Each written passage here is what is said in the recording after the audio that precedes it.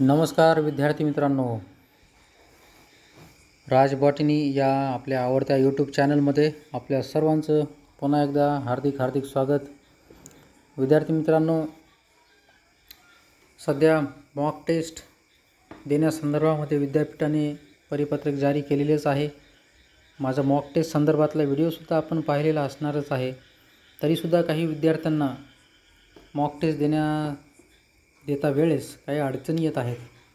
तर विद्यार्थी मित्रांनो, तुमच्या ज्या अडचणी असतील या ठिकाणी तुम्हाला दिसत असेल या मोबाईलच्या एकदम बॉटमला लेफ्ट साईडला इथं नीड सपोर्ट नावाचं बटन आहे, इथं ब्लॅक कलरचं। तर यावर आता तुम्हाला क्लिक करायचं आहे। पहा, यावर आता क्लिक केलेलं आहे।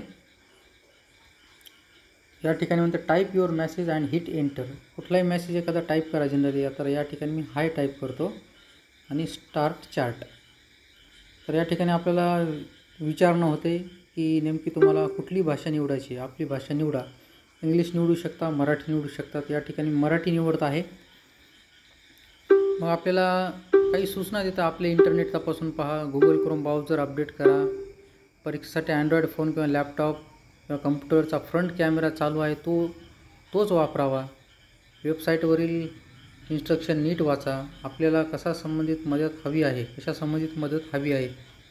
समजा तुम्हाला वेब कॅमेरा संबंधीची मदत जर हवी आहे, वेब कॅमेरा जर तुमचा चालू होत नाही तर या वेब कॅमेऱ्यावर तुम्हाला क्लिक करायचं आहे। लॉग इन संबंधित असेल, लॉग इन संदर्भित करायचे, लॉग इन संदर्भातली एरर असेल किंवा मदत पाहिजे असेल तर या ठिकाणी मी लॉग इन संबंधितवर क्लिक केलेलं आहे। तर इथे विचारते यापैकी काय अडचण आहे। युजरनेम पासवर्ड काय, लॉग इन होत नाही, ॲक्टिव्हिटीज दिसत नाही, यापैकी काय। तर काही विद्यार्थ्यांचं लॉग इन होत नाही, हा मेन प्रॉब्लेम आहे। काहींचा युजरनेम पासवर्ड काय। तर ज्या अडचणी असतील त्यावर तुम्हाला क्लिक करायचे। समजा लॉग इन तुमचं होत नाही आहे तर यावर आपल्याला क्लिक करायचं, लॉग इन होत नाही।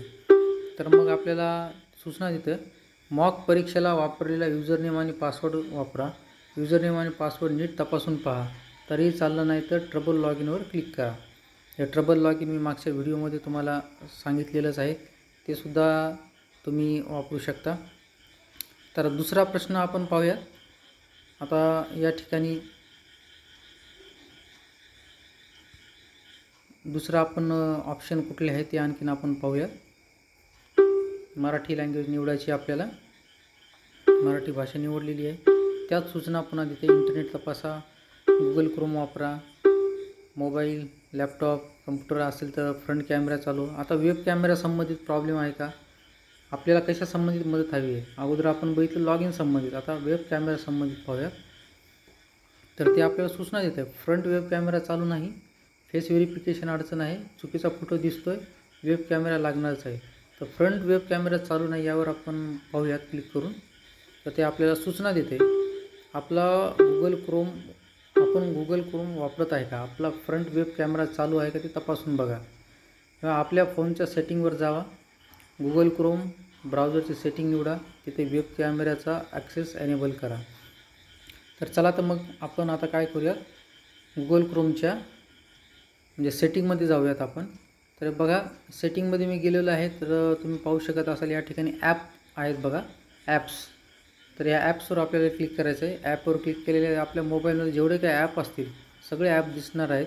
तर या ठिकाणी आपण क्रोम वापरत आहेत मॉक टेस्टसाठी, तर या क्रोमवर मी क्लिक केलेलं आहे। तर क्रोममध्ये दाखवते नेमकं काय काय तुम्हाला पाहिजे आहे किंवा काय काय करायचं आहे। नोटिफिकेशन अलाउड आहे, permission set as default, browser app. तर परमिशन आपल्याला लागणार आहेत कॅमेऱ्यासाठीच्या, तिथे लिहिलं आहे नो परमिशन्स अलाउड। तर आपण परमिशनवर या ठिकाणी क्लिक करतो। तर बघा, कॅमेरा इथं दिसत आहे, तर कॅमेऱ्यावर आपल्याला क्लिक करायचं आहे। तुम्ही पाहू शकता इथं अलो आणि डिनाय, तर डिनावर या ठिकाणी क्लिक केलेलं आहे, तर ते आपल्याला अलोवर क्लिक करायचं आहे। आता जर तुमचा वेब कॅमेरा जर चालू होत नसेल, फ्रंट वेब कॅमेरा, तर हे जे मी सांगितलेलं आहे त्या सूचना तुम्ही जरूर बघा।